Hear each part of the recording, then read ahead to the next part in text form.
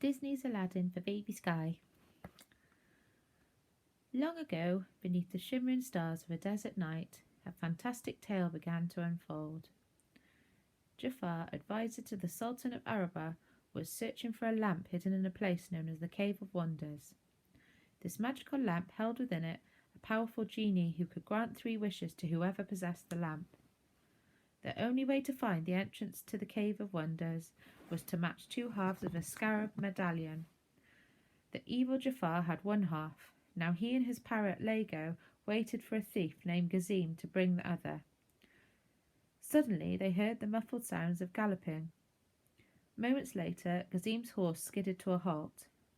"Have you brought it?" asked Jafar. "I have, O patient one," answered Gazim. Jafar took out his half of the medallion and put the 2 pieces together. The scarab began to glow. Then it sprang from Jafar's hand and streaked across the desert like a shooting star.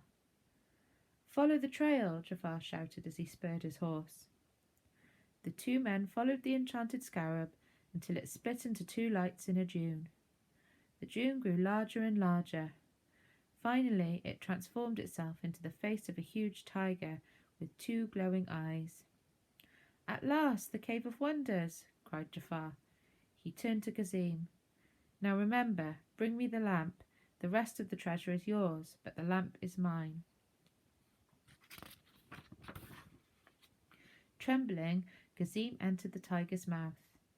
In an instant, its huge jaws clamped shut around him. "Only one may enter here," thundered the voice of the cave. "Seek thee out, the diamond in the rough." With that, the cave sank into the sand, leaving only the scarab behind. "I can't believe it. We'll never get that stupid lamp now," squawked Lego after he'd retrieved the scarab. "Patience, Lego," said Jafar. He thought for a moment. "The diamond in the rough. Someone poor and ragged on the outside, but pure and noble on the inside. I must find this one," he said with an evil smile.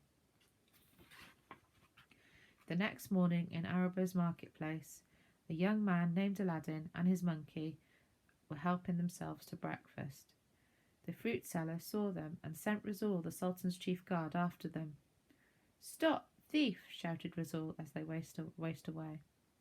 The guards chased Aladdin and Abu through the streets, but they managed to escape. As they sat down to eat, Aladdin noticed 2 hungry children. Like him, they had no money for food, so although he was starving himself, Aladdin gave his food to the grateful children. Inside the palace, the Sultan was having a difficult morning too. His beautiful daughter Princess Jasmine had insulted yet another prince who had come to propose to her. "Oh, Jasmine, you've got to stop rejecting every prince who comes to call," said the Sultan. "The law says you must marry a prince by your next birthday." "The law is wrong. If I do marry, I want it to be for love," replied Jasmine. Later, as Jasmine petted her tiger, she said softly, "I've never had any real friends except you, Raja. I've never been outside these palace walls. I must get away before it's too late."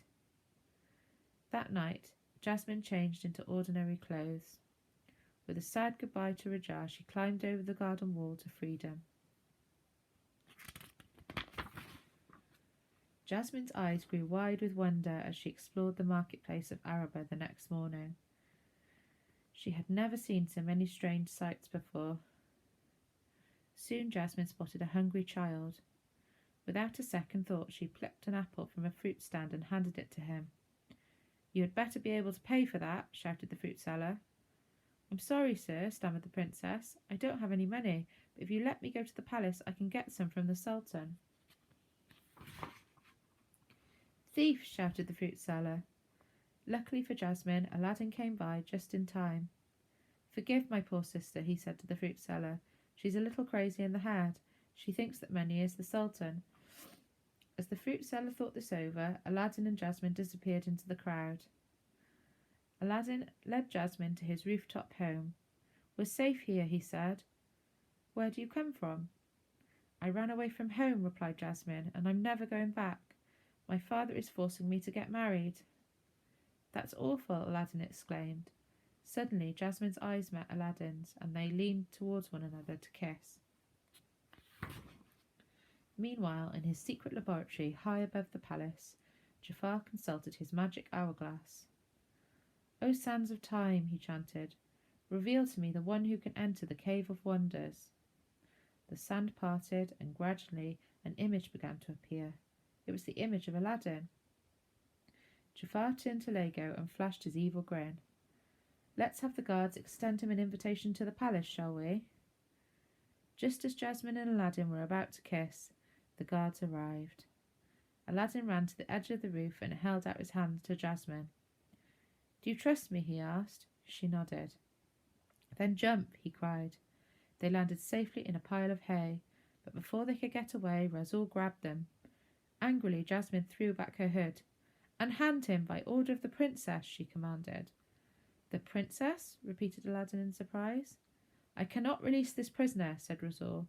"The orders for his arrest come from Jafar."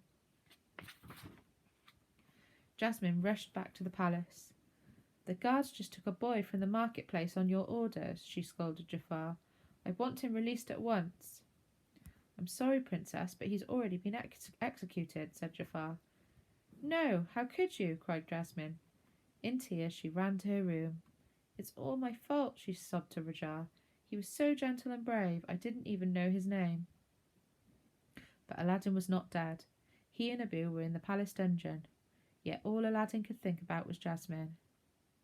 "She's a princess," he said to himself. "She deserves a prince, not someone like me."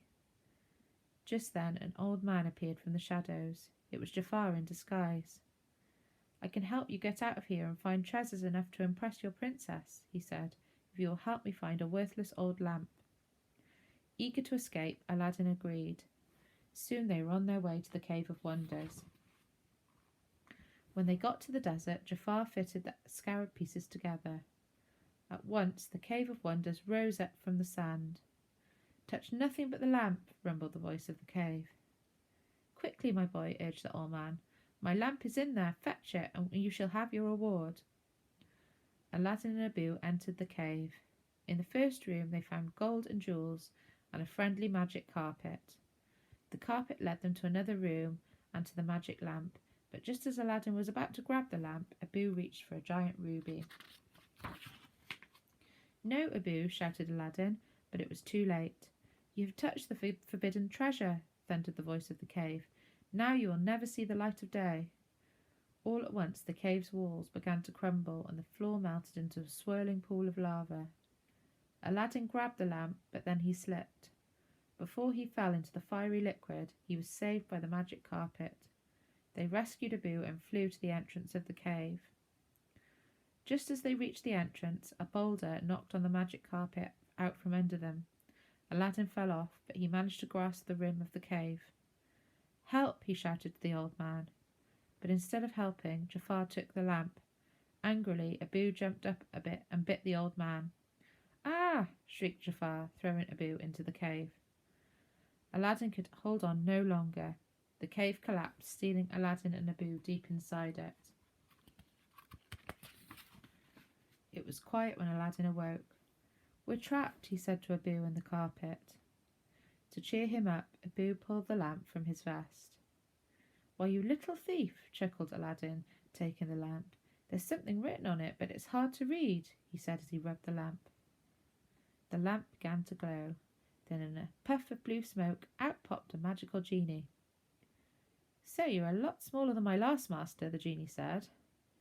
"I'm your master?" asked Aladdin in surprise. "That's right," replied the genie. "I'm here for your wish fulfillment. You have 3 of them, to be exact, but no wishing for more wishes." "I don't know," said Aladdin slyly. "You probably can't even get us out of this cave." "You don't know?" said the genie. "Well, watch this." Quick as a wink, the genie whisked them all out of the cave. "Not bad," said Aladdin. "And I still have 3 wishes." The genie laughed. "All right, but no more freebies." "What would you wish for?" Aladdin asked him. "That's easy," said the genie, "but for my freedom. But my master has to wish for that, so you can guess how often that's happened." Aladdin tried to imagine living inside a lamp. Then he said, "I'll use my 3rd wish to set you free. But first I wish to be a prince," he added, as thoughts of Jasmine filled his head. With a snap of his fingers, the genie changed Aladdin's ragged clothes into silken robes and Abu into a handsome elephant.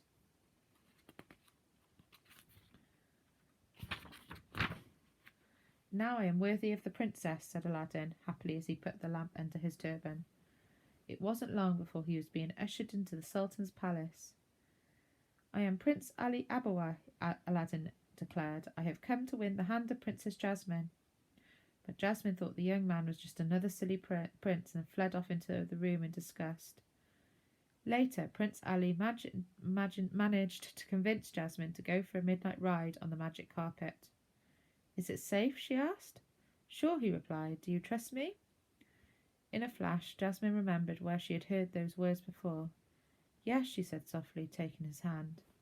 Jasmine stepped onto the carpet and away they soared. Could this prince be the boy I met in the marketplace? Wondered Jasmine. She decided to find out. It's a shame Abu couldn't come with us, she said. Abu doesn't really like to fly, replied Aladdin. It is you, blurted Jasmine. But Aladdin was still too ashamed to admit he wasn't really a prince. Aladdin and Jasmine enjoyed their romantic ride, and they flew back to the palace and said goodnight with a kiss. Meanwhile, Jafar had decided to marry Jasmine himself. So as soon as Jasmine was out of sight, the guards grabbed Aladdin. I'm afraid you've worn out your welcome, Princess Ali, Jafar hissed. Then the guards tied Aladdin up and threw him into the sea. The weights attached to Aladdin's feet pulled him deep into the water. His turban fell off and the lamp tumbled out. He managed to rub it and the genie appeared. Ali, snap out of it, the genie urged. You have to say, Genie, I want you to save my life, okay? Aladdin nodded slightly and the genie brought him to the shore. Back at the palace, Jafar had used his magical cobra staff to place the Sultan under a spell.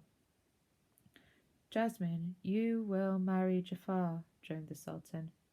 Never, cried Jasmine. Father, I choose Prince Ali.